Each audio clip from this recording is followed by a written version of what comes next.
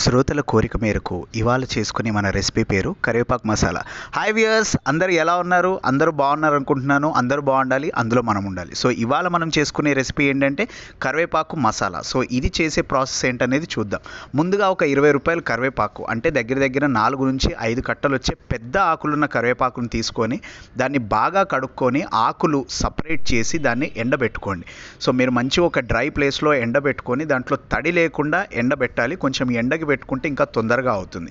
దీంట్లోకి మనకు కావాల్సింది 2 టీ స్పూన్లు జీలకర్ర, 2 టీ స్పూన్లు మిరియాలు, ఇలాయచీ ఒక 10 నుండి 12, లవంగాలు, దాల్చిన చెక్క అండ్ 1 టీ స్పూన్ సోంపు.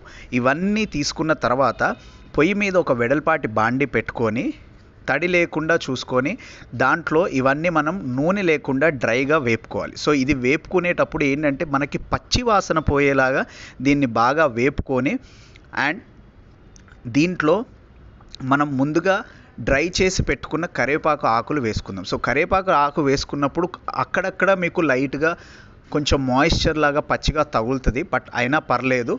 మీకు ఆ బాండీ వేడికి, ఆ స్టవ్ వేడికి మీకు తొందరగానే అది డ్రై అయిపోతుంది. సో కరివేపాకు వేసుకున్నప్పుడు మొత్తం ఈవెన్గా స్ప్రెడ్ చేసుకొని జాగ్రత్తగా కలుపుకోండి. సో మీకు ఈ కరివేపాకు అనేది కొంచెం గోల్డెన్ కలర్, అంటే కొంచెం లైట్గా బ్లాక్ కలర్ అయ్యేంత వరకు దీన్ని జాగ్రత్తగా వేపుకోవాలి.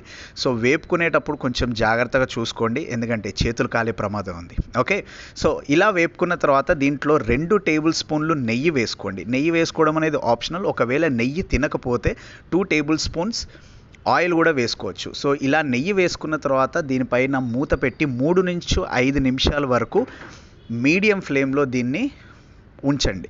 సో మీరు అలా మీడియం ఫ్లేమ్లో ఉంచి తీసిన తర్వాత మీకు కరివేపాకు ఆకు అనేది కొంచెం నల్లబడుతుంది. దాన్ని బట్టి మనం అర్థం చేసుకోవాల్సింది ఏంటంటే కొంచెం ఫ్రై అయింది అని చెప్పి. సో దీన్ని ఇలానే మనం దించేసుకొని చల్లార్చుకున్న తర్వాత మిక్సీ పట్టుకోవాలి.